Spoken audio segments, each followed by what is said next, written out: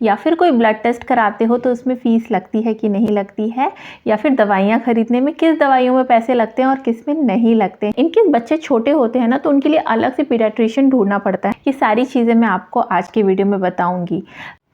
Hello everyone, welcome back to my channel. कैसे हैं आप सब? आई होप आप सब बहुत अच्छे होंगे। तो जो लोग नए हैं मेरे चैनल में, उनको मैं अपना शॉर्ट सा इंट्रोडक्शन दे देती हूँ। तो मेरा नाम है आकांक्षा। मैं क्रोएशिया की कैपिटल सिटी ज़ाग्रेब में रहती हूँ।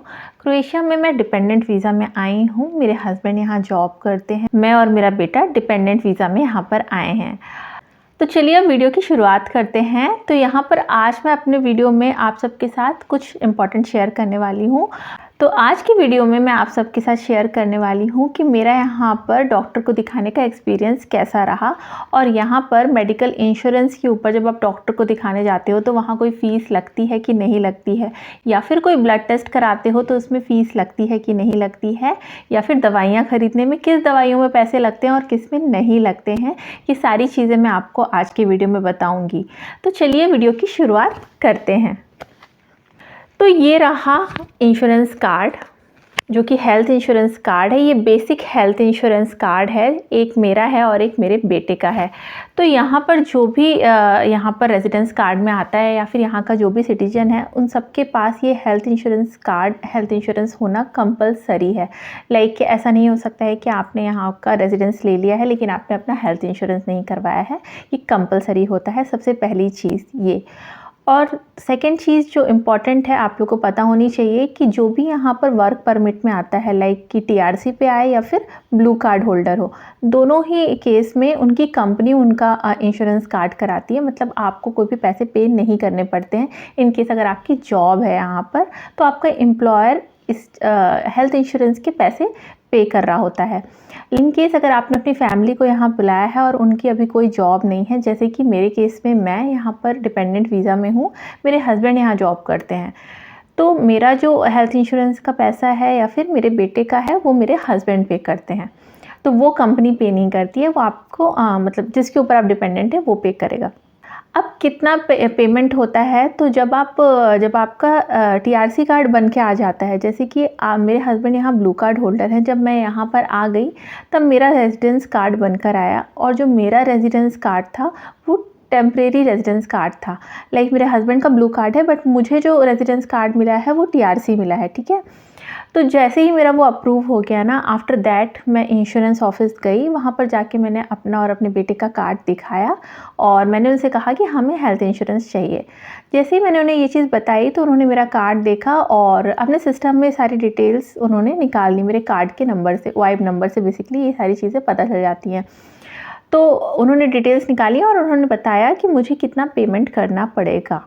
तो पहले तो स्टार्टिंग में वो पेमेंट लेते हैं, जो कि थोड़ा ज़्यादा अमाउंट रहता है, क्योंकि वो पूरा 1 ईयर का बैक पेमेंट लेते हैं। तो 1 ईयर का बैक पेमेंट जो उन्होंने मेरा लिया वो था 7,176 कुना, जो कि मेरा था, और मेरे बेटे का भी सेम था 7,176 कुना। तो इनिशियल अमाउंट जो आपको पे करना पड़ता है जब आप हेल्थ इंश्योरेंस लेने जाते हो, तो वो इतना होता है। तो दोनों का हमको 7,176 प्लस उसका भी 7,176 अमाउंट जो हमने पे किया था वहाँ पर, प्लस उन्होंने थोड़े बहुत ऊपर नीचे टैक्सेस वगैरह भी लगाए थे। तो वो सारा अमाउंट पे करना होता है, और फिर वो आपको बताते हैं कि आपको कहाँ पे करना होता है। तो बेसिकली पेमेंट आप किसी भी पोस्ट ऑफिस में या बैंक में कर सकते हो, और वो आपको सारी डिटेल्स देते हैं कि आपको किस बैंक अकाउंट में पे करना है इसको, और आपको कहाँ पर क्या वाइब नंबर कहाँ पर डालना है। जैसे मेरे बेटे के में ना, उसका वाइब नंबर नहीं, मेरे बेटे के में और मेरे में दोनों में मेरा ही वाइब नंबर डाला था, मतलब उसका अकाउंट मेरे से लिंक है। फिर आप जब पेमेंट कर देते हो, तो पेमेंट करने के बाद आपको वो पेमेंट स्लिप ले जाके फिर से इंश्योरेंस ऑफिस में जमा करनी होती है। जब आप वो पेमेंट स्लिप जमा कर देते हो, तो इंश्योरेंस ऑफिस वाले आपको पेपर प्रोवाइड कराते हैं और आपको पूरी प्रोसेस वही समझा देंगे कि किस तरीके से आप अपना फैमिली डॉक्टर ढूंढ सकते हो।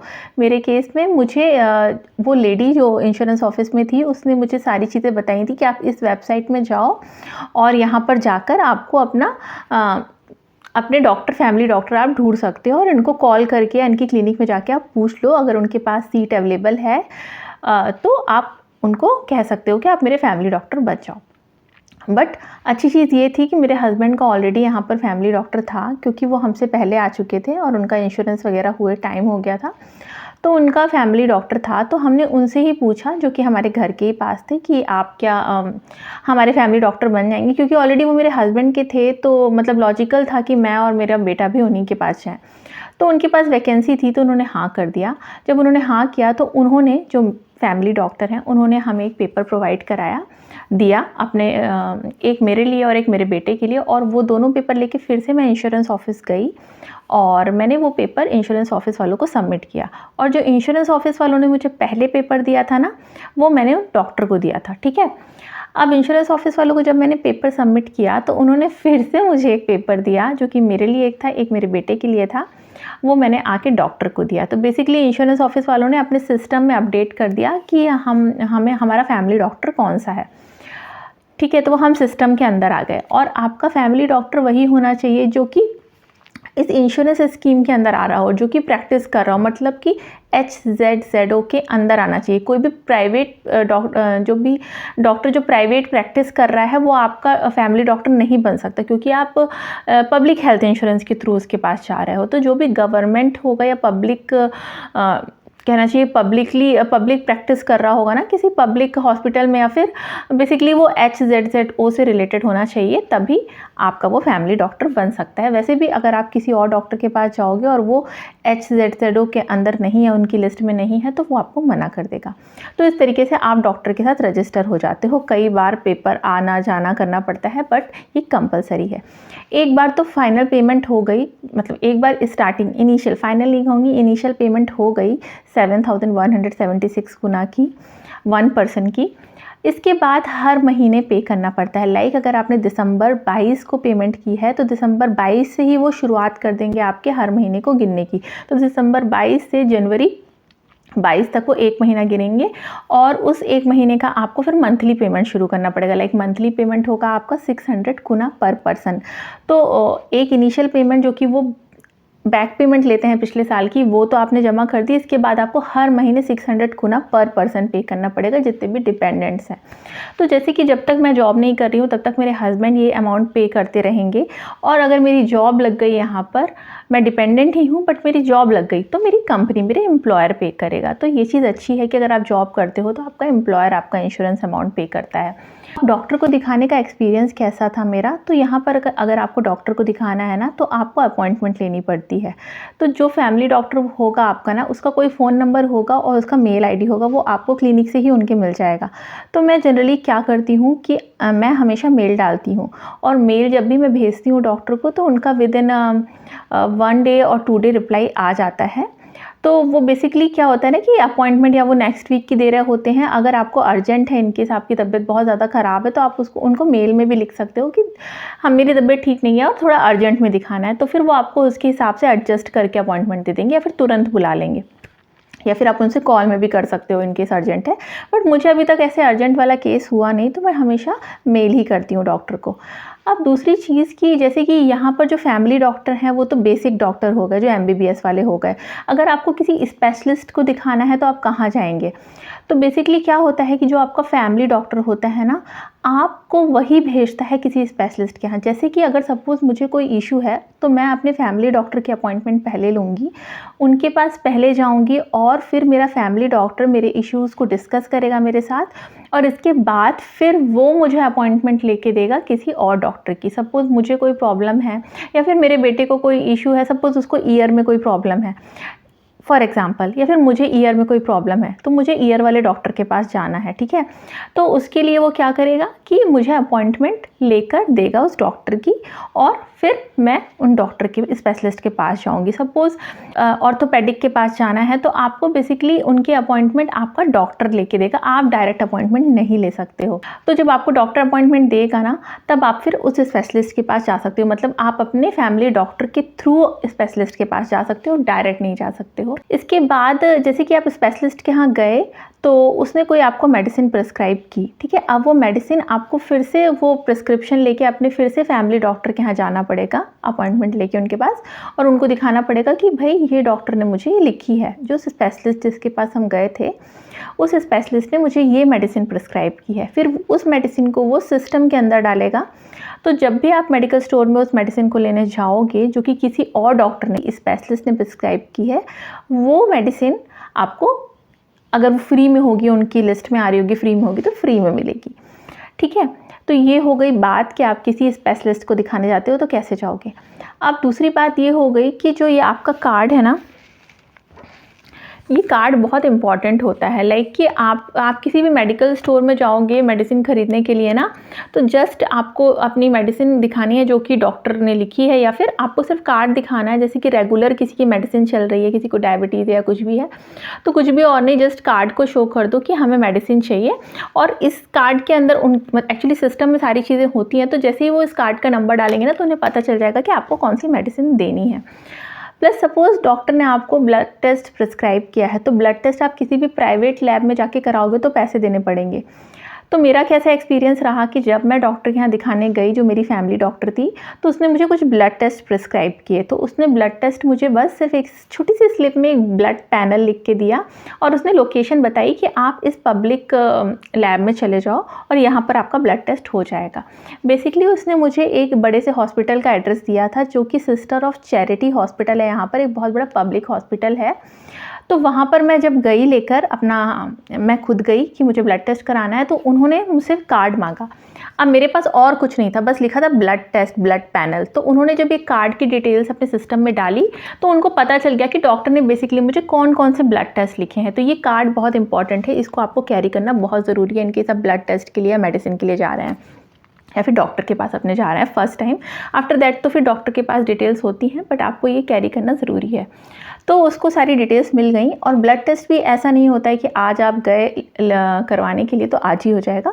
फिर उसने मुझे अपॉइंटमेंट दी कुछ दिनों बाद की, जब भी अवेलेबल था, और उसने मुझे बताया कि मुझे कैसे आना है, मुझे एम्प्टी स्टमक आना है या फिर खाना खाने के बाद या ब्रेकफास्ट के बाद आना है, तो वो आपको वहाँ पर बताएंगी। तो ऐसा नहीं है कि तुरंत हो जाएगा। और ब्लड टेस्ट होने के बाद जो ब्लड की जो रिपोर्ट होती है वो डायरेक्ट आपके फैमिली डॉक्टर के पास पहुंच जाती है। तो बेसिकली ये health card is very important. तो ये था मेरा कुछ एक्सपीरियंस। और यहाँ के डॉक्टर काफ़ी अच्छे होते हैं, मतलब काफ़ी अच्छे तरीके से बात करेंगे, काफ़ी अच्छे तरीके से आपको टाइम देंगे, सारी चीज़ें डिस्कस करेंगे, तो ऐसा कोई इशू नहीं होता है। दूसरा, अब मेडिसिन के बारे में बात करते हैं।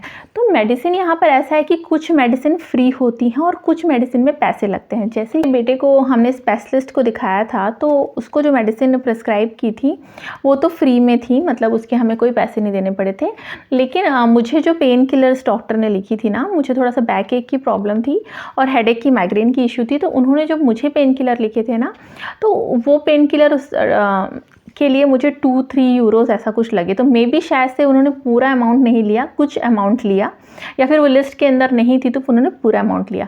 तो इस तरीके से होता है कुछ मेडिसिन का, मतलब मेडिसिन कुछ तो फ्री होती हैं और ज़रूरी नहीं कि सारी फ्री हों।